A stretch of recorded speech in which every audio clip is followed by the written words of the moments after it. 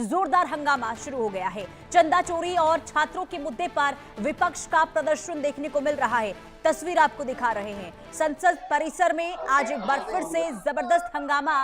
विपक्षी सांसदों को आप देख रहे हैं जहां हाथों में तख्तियां लेकर प्रदर्शन करते हुए दिखाई दे रहे हैं। और आज भी मॉनसून सत्र में हंगामे के आसार, क्योंकि गहमा गहमी बीते कई दिनों से मॉनसून सत्र में देखने को मिल रहा है और अलग अलग मुद्दों को लेकर विपक्ष इस वक्त सरकार को घेरता हुआ दिखाई दे रहा है।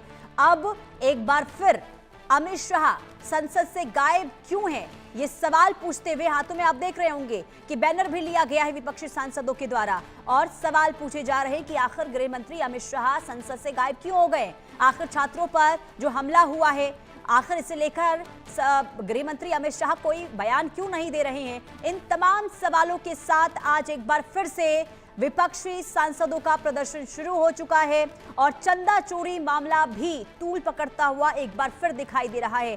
कुल मिलाकर देखिए 11 बजे का समय है जब मॉनसून सत्र की कार्यवाही एक बार फिर शुरू होगी और आज भी यही संभावना है कि हो हल्ला हंगामे के बीच ऐसा ना हो कि संसद की जो कार्यवाही है आज उसमें भी विपक्षी सांसदों का ये हंगामा और ये बाधित होता हुआ नजर आएगा। यानी कि लगातार जब से मॉनसून सत्र की शुरुआत हुई है तब से ही अलग अलग मुद्दों को लेकर, कभी छात्रों पर जो हमला हुआ है, पैलेट गन का जो इस्तेमाल हुआ है, पेपर लीक के मुद्दे को लेकर हमने देखा कैसे विपक्षी सांसदों के द्वारा हंगामा किया गया। कई बार संसद की कार्यवाही को स्थगित तक करना पड़ा है और आज एक बार फिर से चंदा चोरी मामले को लेकर, छात्रों पर हमले को लेकर विपक्षी सांसद अडिग हैं। मांग उनकी ये हो रही है कि गृह मंत्री अमित शाह को संसद के अंदर जवाब देना होगा और लोकसभा स्पीकर संसद के अंदर पहुंच चुके हैं और अब संसद की कार्यवाही शुरू हो गई है।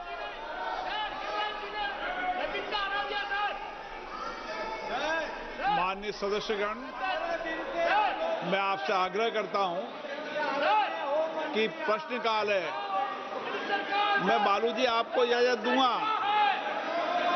मैं सबको बोलने का अवसर दूंगा, लेकिन प्रश्नकाल के अंदर केवल प्रश्नकाल होता है और सभी माननीय सदस्यों से मेरा हमेशा आग्रह रहा है कि प्रश्नकाल के अंदर सहयोग करें। माननीय सदस्य प्रश्न पूछता है, नीतियों पर, कार्यक्रमों पर, अपने क्षेत्र की आकांक्षाओं पर चर्चा करना चाहता है, सरकार से जवाबदेही मांगता है और आप प्रश्नकाल में बाधित करते हैं, ये उचित नहीं है। मैंने कल भी बीएससी की बैठक में सभी दलों से आग्रह किया था कि संसद लोकतंत्र का सर्वोच्च मंच है जो चर्चा संवाद के लिए, जहां 140 करोड़ लोगों की अपेक्षाएं, आकांक्षाएं, उनकी चुनौतियां, कुछ नीतियों और कुछ विधेयकों पर चर्चा होती है। इसलिए ये नारेबाजी करने का मंच नहीं है, तथ्य लेकर आने का मंच नहीं है। लोकतंत्र का सर्वोच्च मंच होने के कारण हम सबकी जिम्मेदारी बन जाती है कि हम सदन में चर्चा करें, संवाद करें, अपनी असहमति व्यक्त करें, लेकिन सदन चर्चाओं के लिए, इन्हीं चर्चा संवाद से हम देश की जनता का कल्याण कर पाएंगे। नारेबाजी और तख्तियों से हम लोगों की अपेक्षा, आकांक्षा पूरी नहीं कर पाएंगे। मेरा आग्रह आपसे, मैं पुनः निवेदन करना चाहता हूं कि आप प्रश्नकाल चलाना चाहते हैं, मैं सबको पर्याप्त समय, पर्याप्त अवसर दूंगा। चलिए, माननीय सदन की कार्रवाई आज 2 बजे तक के लिए स्थगित की जाती है।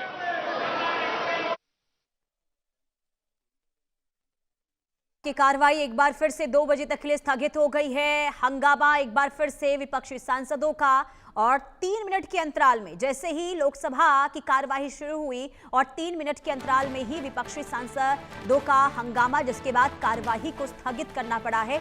2 बजे तक के लिए संसद की जो कार्यवाही है वो स्थगित करनी पड़ी है। लगातार लोकसभा स्पीकर ओम बिरला के द्वारा ये कहा गया कि आप प्रश्नकाल चलने दीजिए, आम जनता के मुद्दे को संसद के अंदर उठाना अनिवार्य हो जाता है, लेकिन अगर आप इसी तरीके से हंगामा करते रहे तो कहीं ना कहीं जो करोड़ों जनता है जिनकी आस रहती है वो यहां से टूटती हुई जरूर नजर आएगी। और नारेबाजी की जगह नहीं है संसद, ये कहा गया लोकसभा स्पीकर के द्वारा, लेकिन इसके बावजूद भी हंगामा थमता हुआ दिखाई नहीं दिया।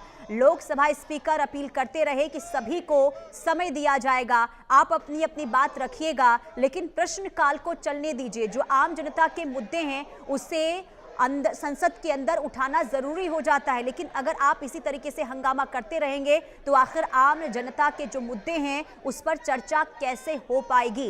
लेकिन इसके बावजूद भी तख्तियां लेकर अंदर पहुंचे थे विपक्षी सांसद और हो हल्ला हंगामा होता रहा। सवाल ये कि अगर ऐसे ही संसद की कार्यवाही हंगामे की भेंट चढ़ती रही तो आखिर काम कैसे हो पाएगा, क्योंकि गतिरोध लंबे समय से देखने को मिल रहा है मॉनसून सत्र में, और ऐसे में जो अहम मुद्दे हैं वो कहीं ना कहीं प्रभावित होते हुए नजर आ रहे हैं, जिसका जिक्र लोकसभा स्पीकर के द्वारा भी किया गया।